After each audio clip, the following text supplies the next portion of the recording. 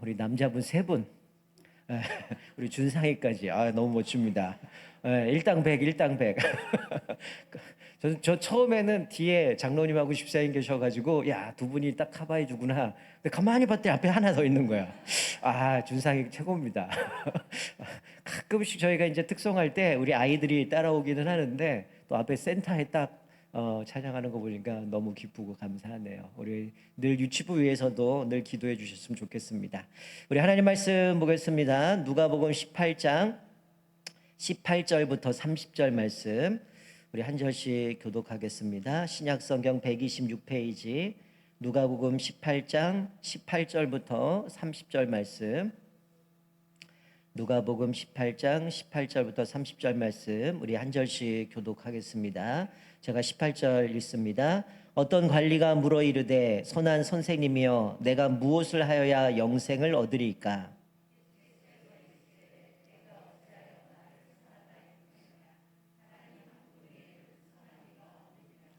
내가 계명을 안 하니 간음하지 말라, 살인하지 말라, 도둑질하지 말라, 거짓 증언하지 말라, 내 부모를 공경하라 하였느니라. 예수께서 이 말을 들으시고 이르시되 내게 아직도 한 가지 부족한 것이 있으니 내게 있는 것을 다 팔아 가난한 자들에게 나눠주라. 그리하면 하늘에서 내게 보화가 있으리라. 그리고 와서 나를 따르라 하시니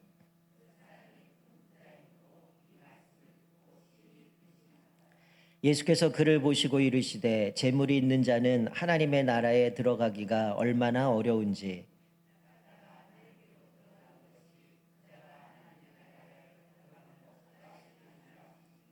듣는 자들이 이르되 그런즉 누가 구원을 얻을 수 있나이까?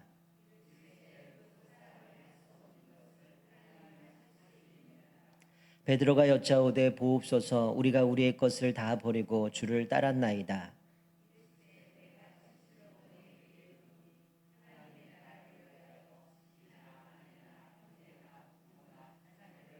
함께 읽습니다.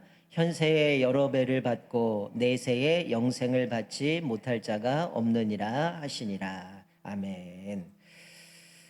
오늘 본문의 말씀을 가지고 누가 주인인가라는 제목으로 같이 말씀을 나누도록 하겠습니다. 요즘 SNS에 제 아마 지인들이 계속 올리고 있는데요. 요즘 계속 등장하는 영상 중에 하나가 가수 박진영 씨가 성경을 강해하는 영상이 올라옵니다. 이 사람 크리스찬이 아니에요.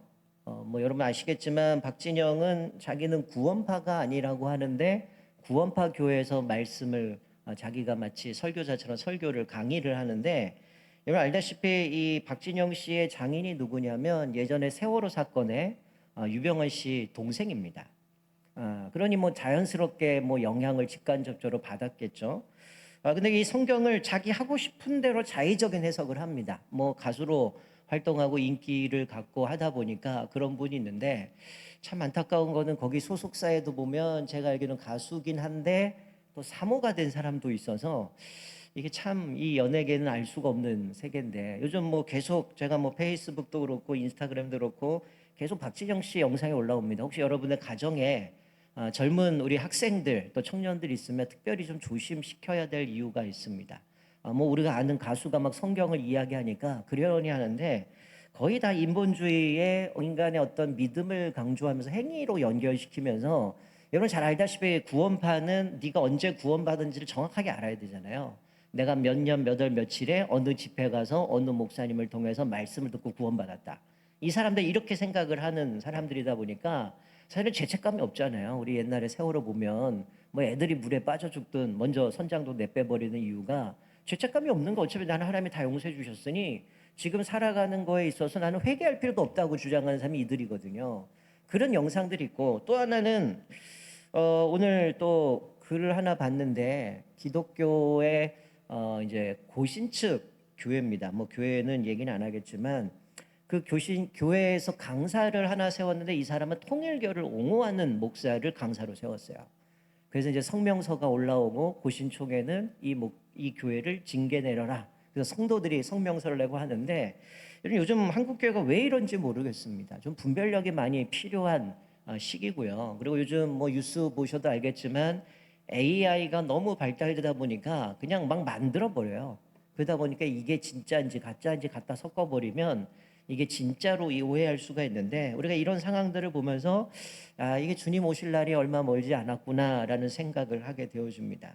여러분, 오늘 본문 말씀 보면 우리가 뭐 잘 아는 말씀들 간략하게 좀 말씀을 나누면요, 어떤 관리가 예수님께 찾아옵니다. 그리고 예수님께 질문을 던져요. 내가 무엇을 해야 영생을 얻을 수 있습니까? 라고 질문을 합니다.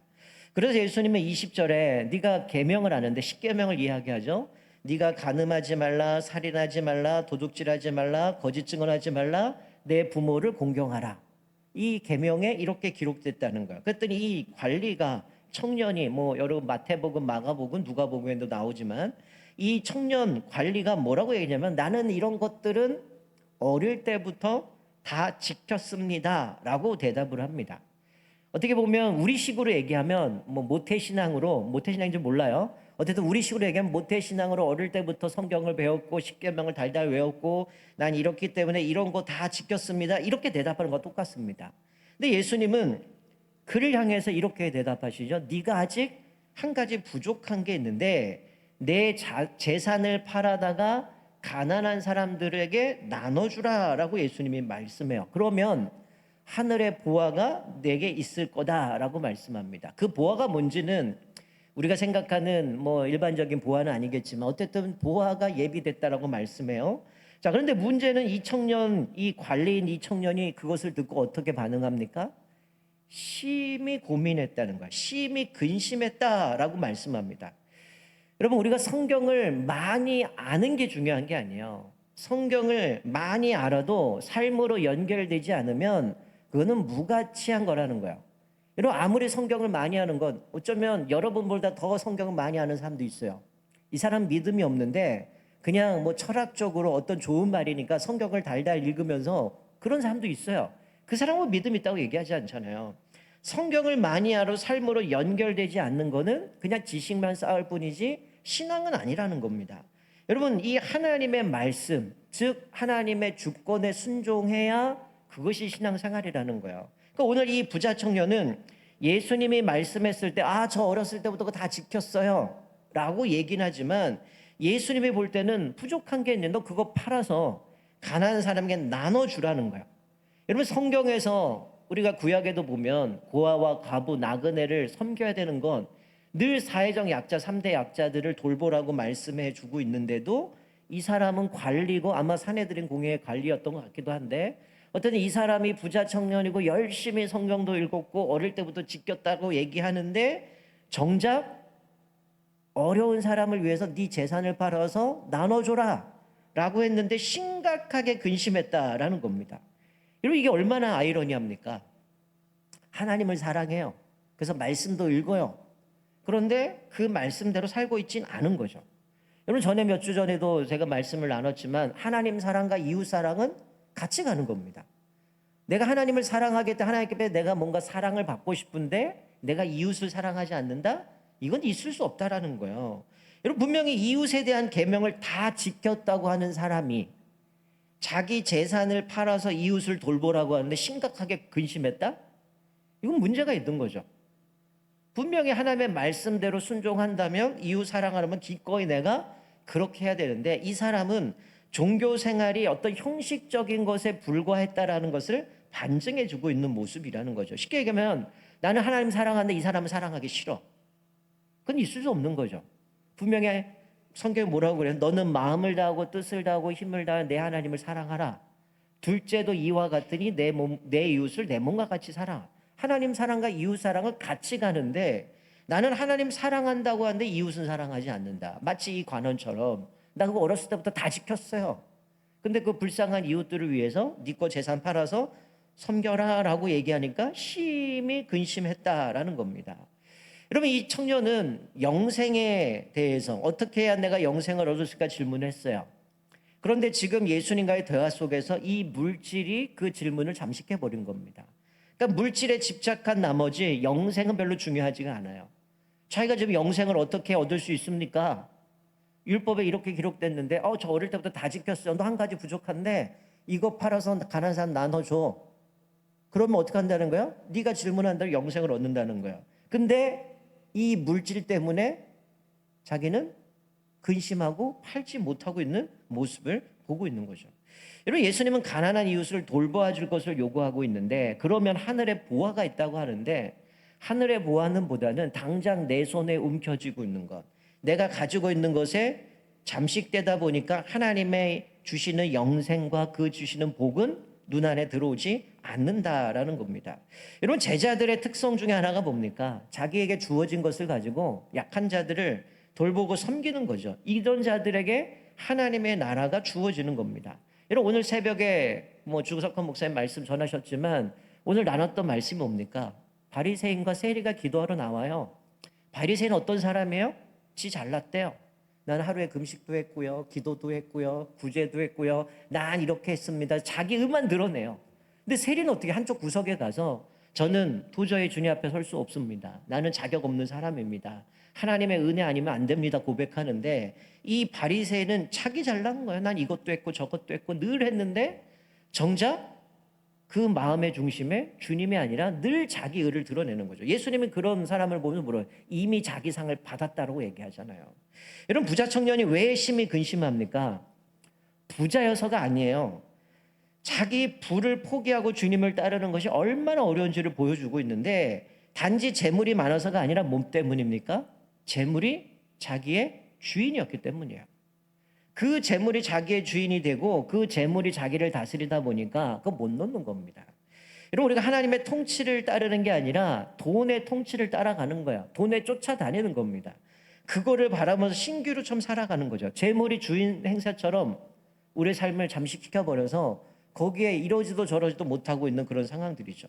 성경, 우리가 어느 누구도 돈이 재물이 주인이 되어서 그 나를 주인으로 삼고 그렇게 살아간다면 그 어떤 사람은 하나님 나라에 들어갈 수 없다라는 거예요.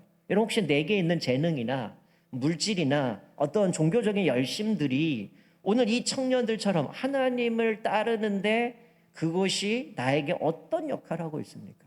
오히려 그것이 주님을 더 잘 섬기고 오히려 그것이 주님 앞에 가까이 가는 것으로 쓰여집니까? 아니면 그것 때문에 주님을 가는데 가로막기 되어져서 한 걸음도 나가지 못하고 오히려 주님과 거리가 멀어지고 있는 것은 아닌지 한번 돌아보셨으면 좋겠어요. 주님이 아닌 그것이 나의 주인이 되어진다면 그걸 내려놔야 된다는 거예요. 오늘 이 부자 청년은 내가 어떻게 해야 영생을 얻을 수 있습니까? 예수님은 뻔히 알고 너 그 재물 내려놔. 그거 내려놓고 가난한 사람 도와줘 라고 얘기하죠.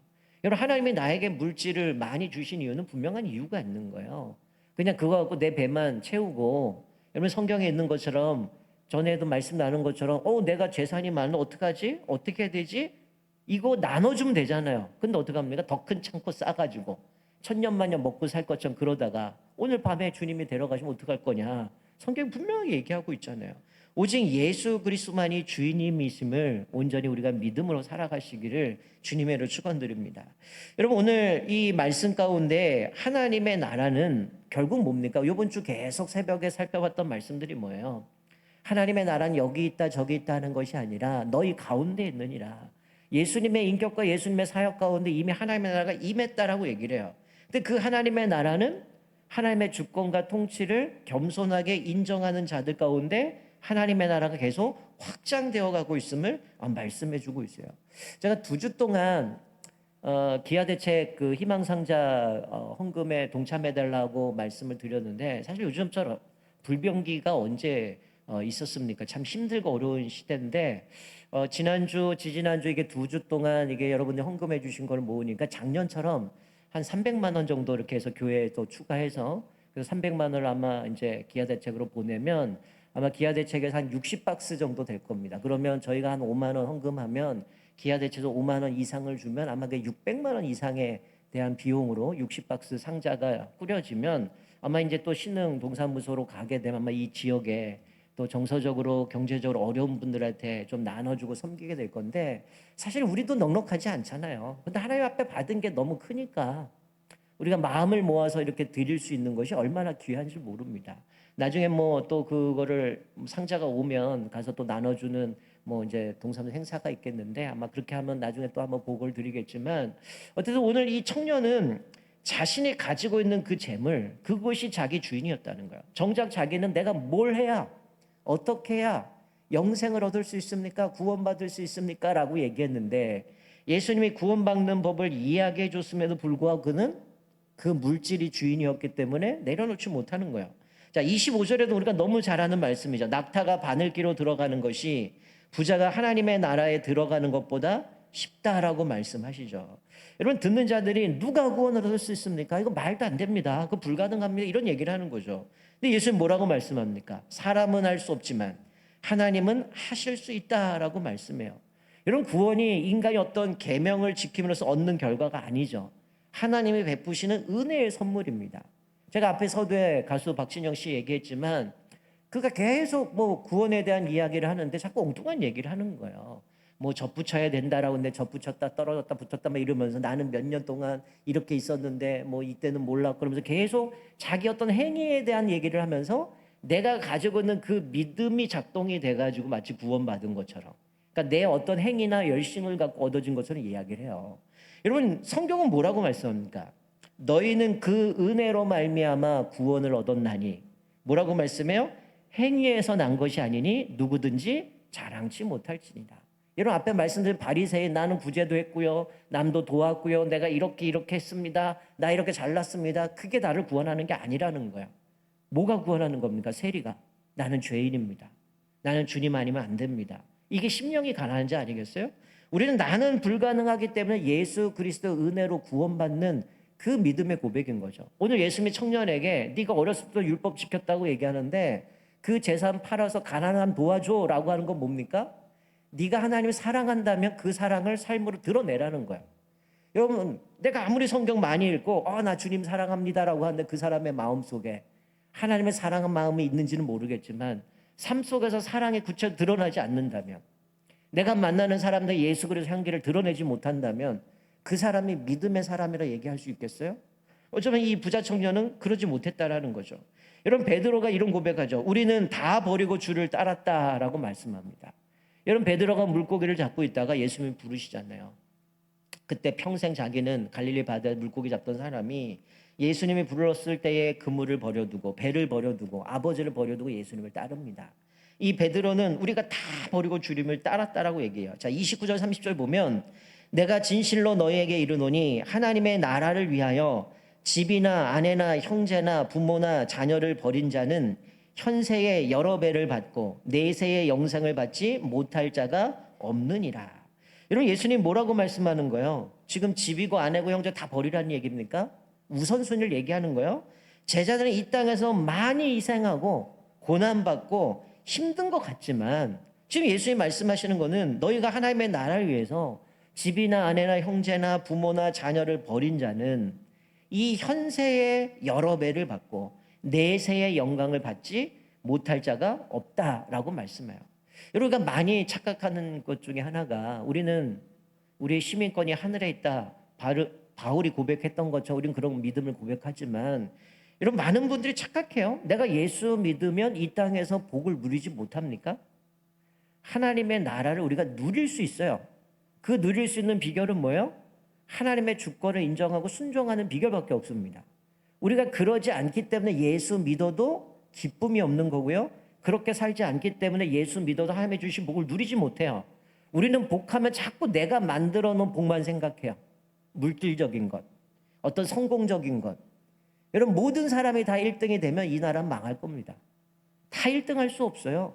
각자의 성향들, 각자의 달란트, 각자의 은사를 가진 사람이 각자를 부르서 사용하신다는 거죠. 우리 몸의 지체들이 다 다른 기능을 하는 것처럼 하나님 우리를 그렇게 부르셨는데 문제는 뭐냐?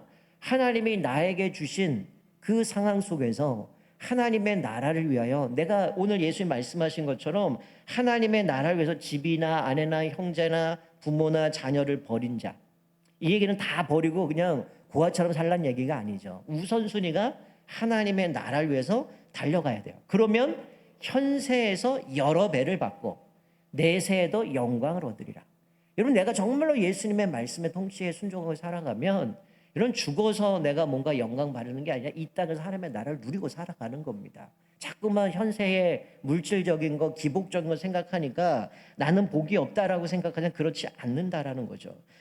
하나님을 신뢰하면서 자기 소유를 부정하는 거죠.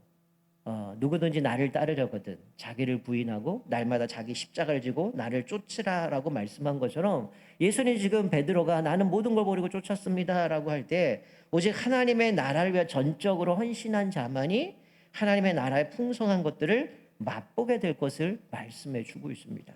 우리가 오늘 이 말씀을 보면서 저는 이제 12월 이제 연말을 향해서 달려가고 있는데 우리가 1년 동안 열심히 달려왔을 거예요. 여러분 1월 달에 나름대로 기도 제목 갖고 또 꿈을 가지고 또 여러 가지 소망을 가지고 달려왔을 터인데 어떤 부분은 기도 제목이 응답된 것도 있을 거고 어떤 거는 거절된 것도 있고 어떤 거는 아직도 기도하는 것들이 있을 겁니다.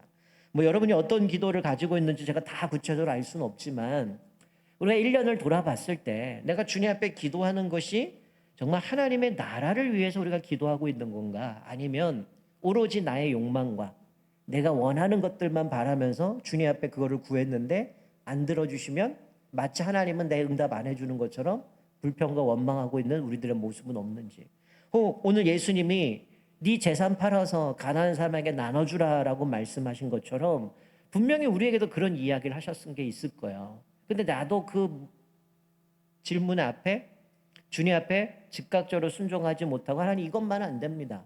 이건 내려놓을 수 없습니다. 여러분 로버트 멍의 내 마음 그리스도의 집이라는 게 있어요. 그 책에 보면 이런 얘기가 있어요. 이 주인공이 등장하는데 이 예수님과 함께 살아가는 이 사람의 나름대로 분주한 거예요. 계속 예수님은 거실에 앉아 계시는데 예수님을 인식을 못합니다. 자기가 분주하다 보니까. 그러다 어느 날 갑자기 놀란 거. 예수님 언제 여기 계셨어요? 막 얘기하다 보니까 예수님 원래부터 거기 계신 거죠. 그러면서 예수님이 이 사람에게 방을 다니면서 서재며 뭐 침실이며 뭐 이러면서 다 예수님 하나씩 하나씩 하면서 정리하기 시작해요. 너 이거 소유권 이전해라. 근데 이 주인공이 마지막 예수님 이것만 안 됩니다. 벽장에다가 자기가 꽁꽁 움켜쥐고 있는 것들을 포기하지 않는 거예요. 예수님 딴 거는 내가 예수님께 다 맡길 수 있는데요. 이거는 절대 안 됩니다. 예수님이 그것마저 내려놓으라고 얘기해요. 결국 이 주인공이 그것마저 내려놓고 예수님께 완전히 소유권을 이전합니다. 예수님 이젠 제 거 없습니다. 다 예수님 거니 난 예수님 따라가겠습니다. 이 체험 내용이 그거거든요. 여러분 이게 우리들의 신앙의 모습입니다. 내가 주님을 따른다라고 할 때 내 건 없는 거죠. 여러분 이 땅에 태어날 때 내가 뭔가 갖고 태어난 사람 없잖아요. 다 주님이 주신 건데 마치 이거가 나를 지탱해주고 나를 승리하게 만들고 나를 뭔가 해결해주고 생각하기 때문에 우리는 여전히 그것만 붙드는 거예요. 어쩌면 이 부자 청년은 그 물질을 주님이 아시고 너 그거 팔아서 가난한 사람 나눠줘 라고 할 때 심히 근심했다고 얘기하잖아요. 이거 없으면 난 안 될 것 같고 나는 어떡하지? 이것 때문에 고민한 거야. 정말 그가 고백한다면 내가 어떻게 영생을 얻을 수 있습니까? 예수님이 답을 주면 따라가야죠. 내가 지금 잘못 살았구나. 이건 내려놓고 주님이 원하는 대로 가야겠구나. 이렇게 가는 게 아니라 예수님 이것만은 안 됩니다 라고 하는 거죠. 여러분 우리가 1년을 돌아봤을 때 혹 내 모습 가운데 오늘 이 부자 청년처럼 주님은 계속해서 말씀하고 있는데 내가 내려놓지 못하는 것이 무엇입니까? 물질이 아니라 그 어떤 것이든 주님 앞에 내가 나아가는데 그것이 걸림돌이 된다면 그것들 내려놓으셔야 된다는 거죠. 오늘 예수님의 이 말씀을 속에서 우리에게 주시는 것은 오직 예수만이 소망이고 그분만이 우리에게 영원한 기쁨을 허락해 주신다는 거예요. 내가 가진 것 때문에 하나님을 의지하는데 그것이 더 가까이 갈 수 있는가? 아니면 그것 때문에 오히려 주님 앞에 나가지 못한다면 오히려 그것은 나에게 복이 아니라 어쩌면 그것이 주님 앞에 나가는데 걸림돌이 된다는 거예요. 그걸 빨리 내려놓는 사람은 더 주님과 친밀한 교제 가운데 믿음으로 하나님의 통치에 순종함으로 하나님의 나라를 누리며 살아가는 것이고 여전히 내가 그걸 붙들고 있다면 주님은 섬기고 있지만 끊임없이 어려움과 고난과 시련 속에서 낙담과 좌절 가운데 살아갈 거예요. 그런데 동일한 고난을 받고 있는데 저 사람은 기뻐해요. 왜 그럴까요? 이 고난 속에서 하나님이 나에게 깨닫게 하시는 은혜가 있기 때문에 불평이 아니라 하나님을 바라면서 믿음으로 나간다라는 겁니다. 여러분 우리가 오늘 말씀을 바라보면서 우리 1년을 돌아보면서 이제 몇 주 남지 않았지만 오늘 이 부자 청년이 주님 앞에 나와서 내가 어떻게 영생을 얻으리까라고 얘기하지만 궁극적인 제가 오늘 설교 제목을 정한 것처럼 누가 나의 주인이냐는 거죠. 물질이냐, 시간이냐, 사람이냐, 자식이냐, 아니면 내가 읽어놓은 어떤 업적들이냐, 그것이 주인이냐, 살아간다면 우리는 더 이상 하나님의 제자로 살아갈 수 없다는 겁니다. 우리 말씀 기억하면 아직도 내가 내려놓지 못한 건 없는지, 또 주님 앞에 걸림돌 되는 것은 없는지 그것들을 온전히 내려놓으시고, 오늘 예수님께서 이 부자 청년에게 그것들을 내려놓고 주님을 따르라고 말씀하셨던 것처럼 우리가 늘 불렀던 찬양처럼 내가 주인 삼은 모든 것 내려놓고 오직 주님만 사랑하면서 그분의 뜻에 온전히 순종하며 살아감으로 이 땅에서도 하나님의 나라를 누릴 뿐만이 아니라 하나님의 여비에 놓으신 영원한 하나님의 나라에 이를 때까지 우리가 믿음으로 날마다 우리 삶을 통하여 주님을 온전히 드높이며 살아가는 저와 여러분 되시기를 주님의 이름으로 축원드립니다. 아멘.